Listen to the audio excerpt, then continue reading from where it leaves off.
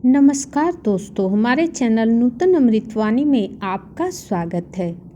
दोस्तों, चैत्र अमावस्या, इसे सोमवती अमावस्या भी कहा जाता है, जो चैत्र मास की अमावस्या तिथि को मनाया जाता है। इस साल 2024 में 8 अप्रैल को चैत्र अमावस्या मनाई जाएगी। यह सोमवार के दिन होने के कारण इसे सोमवती अमावस्या भी कहा जाता है। गरुड़ पुराण में बताया गया है कि सोमवती अमावस्या की तिथि पर अगर पितरों को प्रसन्न करना है तो उनका तर्पण करना चाहिए और पितरों को प्रसन्न करने के लिए अनेक प्रकार के उपाय करने चाहिए, क्योंकि पितरों का तर्पण करना अमावस्या के दिन बहुत ही शुभ माना जाता है। इस दिन पितरों को तर्पण करने से पितृदोष से मुक्ति मिल जाती है, पितृदोष समाप्त हो जाता है। तो चलिए जानते हैं कि इस साल चैत्र अमावस्या यानी कि सोमवती अमावस्या का शुभ मुहूर्त क्या है, यानी कि कब से यह शुरू हो रहा है और कब तक रहेगा, इसका उपाय क्या है।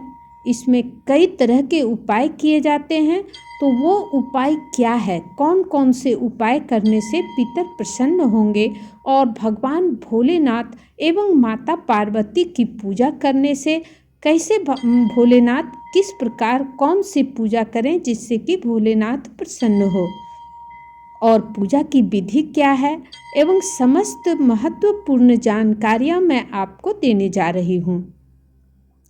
दोस्तों, पंचांग के अनुसार सोमवती अमावस्या 8 अप्रैल को तड़के यानी कि सुबह 3:11 से ही शुरू हो जाएगी और उसी दिन यानी कि 8 अप्रैल को ही सोमवार को ही रात के 11:50 पर समाप्त हो जाएगी।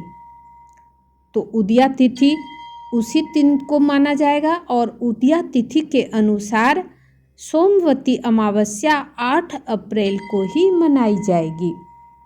अमावस्या तिथि जब सोमवार के दिन आती है तो इसे सोमवती अमावस्या कहा जाता है। सोमवती अमावस्या की तिथि पर दुर्लभ इंद्र योग बन रहा है। इस साल 2024 में इस तिथि पर अमावस्या के दिन दुर्लभ इंद्र योग बन रहा है। इस योग में भगवान विष्णु की पूजा करने से जीवन में चल रही परेशानियों से छुटकारा मिलता है। मान्यता है कि इस दिन भगवान विष्णु, भगवान भोलेनाथ, माता पार्वती एवं माता लक्ष्मी की विधि विधान से पूजा करनी चाहिए। इससे आपके जीवन में आ रही सारी परेशानियां दूर हो जाएगी और सभी कष्टों से मुक्ति मिल जाएगी। सोमवती अमावस्या का बेहद महत्व होता है हिंदू धर्म में। हिंदू धर्म वैसे तो पर्व और त्योहारों का ही धर्म है। इस धर्म में अनेक प्रकार के पर्व और त्योहार मनाए जाते हैं। तो इस दिन सोमवती अमावस्या का भी बहुत महत्वपूर्ण दिन होता है। इस दिन व्रत, पूजन और पवित्र नदियों में स्नान करने का भी विशेष महत्व होता है। इस दिन महिलाएं सोमवती अमावस्या के दिन अपने पति की लंबी आयु के लिए व्रत भी रखती हैं। पितृदोष निवारण के लिए यह दिन अत्यंत शुभ माना गया है। इस अमावस्या पर किए गए दान, पुण्य और तीर्थ स्नान से अक्षय पुण्य की प्राप्ति होती है। मन शांत होता है और नकारात्मक विचार दूर हो जाते हैं। इस तिथि पर अपने अपने क्षेत्रों की पवित्र नदियों में स्नान करना चाहिए। जिस भी व्यक्ति को जो भी पवित्र नदी आपके आसपास हो, उसी नदी में आपको स्नान जरूर करना चाहिए। और क्षेत्र के पौराणिक महत्व वाले तीर्थों के मंदिरों के दर्शन भी जरूर करना चाहिए। पूजा पाठ आदि शुभ काम करना चाहिए। शास्त्रों में बताया गया है कि अगर हम किसी नदी में स्नान नहीं करने जा पा रहे हैं तो घर पर पानी में, साधारण पानी में गंगा जल मिलाकर उसे गंगा माँ बना लें। गंगा के पवित्र जल में स्नान करें और तीर्थ को ध्यान में करते हुए, गंगा जी को याद करते हुए, गंगा का नाम लेते हुए, हर हर गंगे बोलते हुए स्नान करें। उसके बाद सूर्य को अर्घ्य अर्पित करें। इसके लिए आपको तांबे के लोटे में जल भरना है और सूर्य देव को जल चढ़ाना है। ऐसा करने से भी तीर्थ और नदी स्नान के बराबर पुण्य फल मिल जाता है। स्नान के बाद जरूरतमंद लोगों को अनाज और गौशाला में धन, हरी घास इत्यादि दान करें। अमावस्या पर पितरों के लिए धूप ध्यान करें। अब मैं बताती हूँ कि सोमवती अमावस्या पर यानी कि चैत्र अमावस्या पर देव और पितर की पूजा का क्या विधि है। इस दिन घर में दोपहर करीब 12 बजे गाय के गोबर से बने हुए कंडे जला लें और उसके अंगारों पर गुड़ घी डालें। पितरों का ध्यान करें और हथेली में जल लेकर और अंगूठे की ओर से पितरों को अर्घ्य अर्पित करें। किसी शिव मंदिर में दीपक जलाएं और शिवलिंग पर जल चढ़ाते हुए ओम नमः शिवाय मंत्र का जाप करें। हनुमान जी के सामने दीपक जलाकर हनुमान चालीसा या सुंदर कांड का पाठ करें। शास्त्रों में बताया गया है कि कई वर्षों के बाद इस साल चैत्र अमावस्या पर दुर्लभ और शुभ इंद्र योग बन रहा है।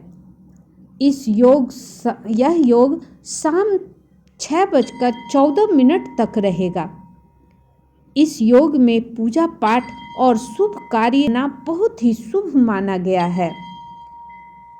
ज्योतिषियों का कहना है कि सोमवती अमावस्या पर भगवान शिव आदि शक्ति माँ पार्वती के संग रात 11:50 तक साथ रहेंगे।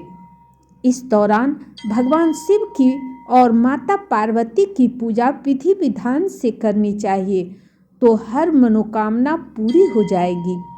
शास्त्रों में भी बताया गया है कि जब भगवान शिव माता पार्वती के साथ हों तो रुद्राभिषेक करने से कई गुना फल की प्राप्ति होती है। चैत्र अमावस्या तिथि की शुरुआत 8 अप्रैल को सुबह 3:21 से शुरू होगा और चैत्र अमावस्या तिथि की समाप्ति रात 8 अप्रैल को ही रात 11:50 पर हो जाएगी। ज्योतिषियों ने बताया कि इस दिन गंगा जी या अन्य पवित्र नदियों में स्नान करना बहुत पुण्यकारी माना गया है। स्नान का उत्तम समय सूर्योदय से पूर्व यानी ब्रह्म मुहूर्त माना जाता है। मान्यता है कि सोमवती अमावस्या पर विधिवत स्नान करने से भगवान विष्णु, भगवान भोलेनाथ दोनों की कृपा बनी रहती है और माता पार्वती एवं माता लक्ष्मी की कृपा से घर में अन्न धन सुख समृद्धि बनी रहती है। यदि आप नदियों में स्नान करने नहीं जा सकते हैं तो आप घर में थोड़ा सा गंगा जल साधारण जल में मिलाकर स्नान कर सकते हैं।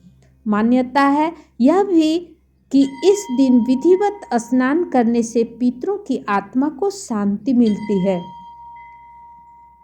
चैत्र अमावस्या विक्रम संवत वर्ष का अंतिम दिन होता है। विक्रम संवत को आम भाषा में हिंदू कैलेंडर के नाम से भी जाना जाता है। चैत्र अमावस्या तिथि की समाप्ति के बाद चैत्र शुक्ल प्रतिपदा तिथि आती है जो हिंदू वर्ष का पहला दिन होता है। कहते हैं चैत्र शुक्ल प्रतिपदा के दिन ही ब्रह्मा जी ने इस सृष्टि की रचना की थी। नवरात्र भी हिंदू नववर्ष की पहली तिथि से आरंभ होता है। अमावस्या तिथि के दिन सूर्य और चंद्रमा एक ही राशि में होते हैं। जहाँ सूर्य आग्नेय तत्व को दर्शाता है तो वहीं चंद्रमा शीतलता का प्रतीक है। सूर्य के प्रभाव में आकर चंद्रमा का प्रभाव शून्य हो जाता है। इसलिए मन को एकाग्रचित करने का यह कारगर दिन होता है। इसलिए अमावस्या का दिन आध्यात्मिक चिंतन के लिए श्रेष्ठ माना जाता है।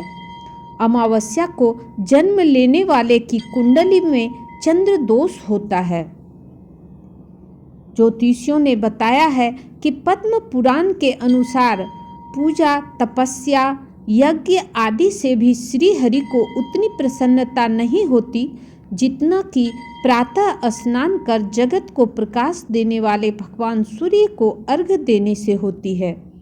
इसलिए पूर्व जन्म और इस जन्म के सभी पापों से मुक्ति और भगवान सूर्य नारायण की कृपा प्राप्त करने के लिए प्रत्येक मनुष्य को प्रतिदिन नियमित सूर्य मंत्र का उच्चारण करते हुए ब्रह्म मुहूर्त में स्नान करके सूर्य को अर्घ्य अवश्य प्रदान करना चाहिए। मान्यता है कि अमावस्या के दिन पीपल के वृक्ष में पितरों का वास होता है। इस दिन पीपल और भगवान विष्णु का पूजन करने से सभी मनोकामनाएं पूर्ण हो जाती हैं। लक्ष्मी जी की कृपा पाने के लिए इस दिन मीठे जल में दूध मिला दें और दूध मिलाकर इसे चढ़ाएं, क्योंकि इस दिन पीपल के पेड़ पर माँ लक्ष्मी का वास माना जाता है। पूजन के बाद पीपल की यथाशक्ति परिक्रमा करें, जितना बार भी कर सकते हैं परिक्रमा करें और जीवन में आने वाली सभी समस्याएं को खत्म करने के लिए भगवान से प्रार्थना करें। इस दिन अन्न, दूध, फल, चावल, तिल, आंवला इत्यादि का दान करने से पुण्य की प्राप्ति होती है। गरीबों, साधु, महात्मा तथा ब्राह्मणों को भोजन करवाना चाहिए। स्नान, दान आदि के अलावा इस दिन पितरों का तर्पण करने से परिवार पर पितरों की कृपा बनी रहती है। अमावस्या के दिन जल में तिल मिलाकर उसे दक्षिण दिशा की ओर तर्पण करें। ऐसा करने से पितर प्रसन्न होते हैं और आशीर्वाद प्रदान करते हैं।